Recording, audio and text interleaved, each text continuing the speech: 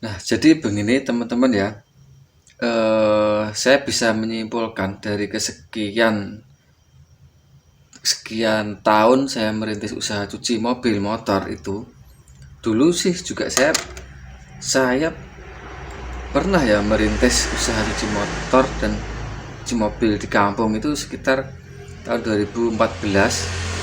Itu sempat berhenti ya. Jadi saya waktu itu pakai mesin yang tarikan, itu zaman dulu itu loh. Zaman dulu pakai tandon kecil yang 200 liter. Kemudian tempatnya juga seadanya juga sih sebenarnya. Itu hanya berjalan 1 tahun. Habis itu, habis itu saya jual mesinnya. Karena waktu itu eh, dulu tarifnya itu masih 5.000 sampai 7.000 waktu itu ya. Jadi saya berjalan 1 tahun, kemudian mesinnya saya jual sama tempat asbesnya itu saya jual karena hasilnya tidak bisa maksimal. Tahun 2000 tadi 2013, 14, 15 itulah. Dan digital itu belum rame ya, belum tahu cara promosi, belum tahu cara mengembangkan, itu belum tahu. Usia saya waktu itu sekitar 26. Usia saya waktu itu 26 tahun. Jadi saya semangat untuk mencari modal. Nah, waktu itu ketemu modalnya itu berapa? Ketemu modal itu 2 juta. Dan modal 2 juta itu aja itu eh, saya beli mesinnya itu 1,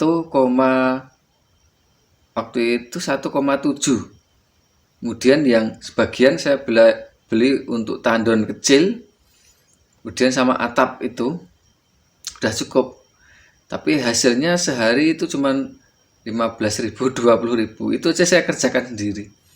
Karena belum tahu cara promosinya gitu loh. Tidak mengenalkan, tidak apa ya, kurang kurang mempromosikan gitu ya. Jadi belum tahu cara mempromosikan. Nah, sekarang kok saya sudah sekarang ini ya, dari tahun 2018 akhir ya, atau 2019 awal, ini sekarang 2019, 2020, 21 akhir, dan sekarang 22 ya, berarti 3 tahunan kan. Kok saya bisa hasilnya bisa maksimal, punya karyawan gitu ya. Yang membedakan itu jadi cuman ini loh teman-teman ya. Yang membedakan itu kalau dulu itu saya usaha tapi tidak ada planningnya, tidak ada perencanaan yang matang, siapa nanti yang akan saya undang jadi pelanggan. Kemudian pemetaannya itu belum ada gitu loh. Pemetaan itu apa sih mas? Pemetaan itu begini, kalau Anda tinggal di kampung seperti saya, itu kan pasti tahu kan, dari satu desa, itu yang punya mobil itu siapa saja, yang bekerja di kantor itu siapa saja, yang kerja karyawan buruh pabrik di sana berapa, yang lalu lalang di setiap hari itu berapa, kemudian yang punya motor bagus itu berapa, kemudian juga eh, pengusaha-pengusaha besar itu dalam satu kampung itu ada berapa, PNS itu berapa, kemudian juga dosen, PNS, pekerja kantor, karyawan, buruh, dalam satu lingkup wilayah Anda itu yang berlalu lalang di situ, tukang sopir itu ada berapa gitu loh. Nah, itu harus dipetakan sebenarnya. Dulu kan saya cuman buka usaha cuci motor aja, terus karena tidak bisa mesinnya itu tidak bisa didorong keluar masuk rumah, jadi harganya waktu itu barunya 1,7 ya. Ya yang selehke ditaruh di tanah itu apa namanya. Tapi kalau sekarang saya lihat di beberapa cucian itu ditaruh di atas gentong. Nah, yang membedakan itu adalah cara berpikirnya sebenarnya, cara menjalankannya gitu. Dulu kan masih usia muda ya, usia 26 tahun itu saya masih mengatakan saya masih muda, belum berani mempromosikan ke pengusaha-pengusaha, para PNS, para yang berlalu lalang. Kemudian mental saya itu belum jadi juga mungkin ya. Mental saya belum jadi. Kemudian cara berbicara saya masih arogan. Masih ya, namanya arogan itu gimana sih ya? Kurang berperilaku baik atau kurang bertata krama. Bahasanya kurang tertata rapi gitu loh. Nah, jadi bagi Anda yang masih muda sekali ya, di bawah 26 tahun tuh biasanya masih idealisnya masih tinggi. Rasa gengsinya itu tinggi gitu loh. Dan mau bertutur kata yang sopan itu susah. Bukan susah sih. Maksudnya itu begini loh, cara berbicara melayani orang itu berbeda ketika Anda itu sudah berusia 30 sampai 40 itu beda. Kebutuhan Anda itu kan beda. Nah, jadi kalau di usia 20 sampai 28 tahun itu biasanya itu cara berbicara yang sopan menarik orang supaya mereka simpati, supaya mereka itu sharing itu enak gitu ya. Terus tata bahasa yang sopan dan baik itu biasanya usia kurang dari 28 itu belum bagus. Tata bahasanya belum baik dalam melayani pelanggan. Yang berikutnya itu tidak berani mempromosikan ke orang-orang gitu. Kalau Anda mau disadari ataupun tidak, sebenarnya usaha itu kan perlu ditawarkan, perlu dibuat diskon atau lonceng usahanya, atau promosi usaha, atau ada hadiahnya, kemudian ditawarkan. Nah, jadi penawaran namanya itu penawaran layanan usaha.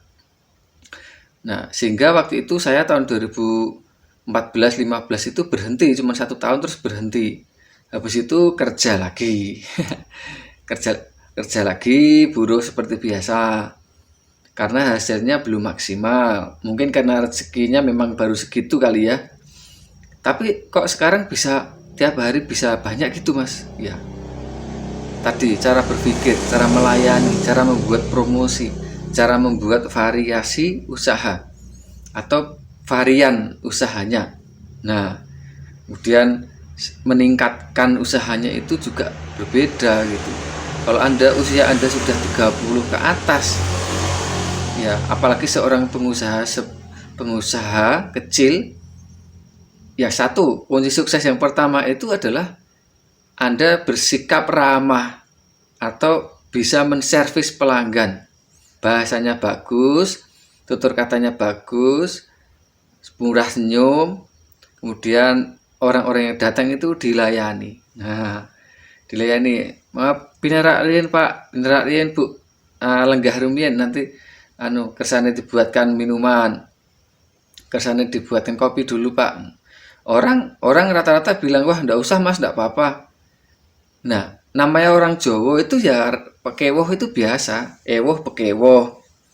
Tapi sebagai pelayan Anda harus buatkan aja kopinya, buatkan aja tehnya, carikan aja air minum di tempat situ. Namanya juga mereka mau memberi rezeki ke kita, kita juga harus memberikan satu imbalan yang berimbang gitu loh.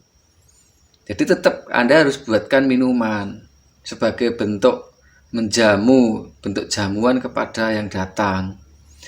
Kemudian juga mempromosikan itu begini, kan saya sudah ajarkan ya di YouTube ini juga, di channel saya ini, cara mempromosikan usaha setem mobil motor lewat Android ke satu daerah, ke orang-orang di satu daerah di tempat Anda.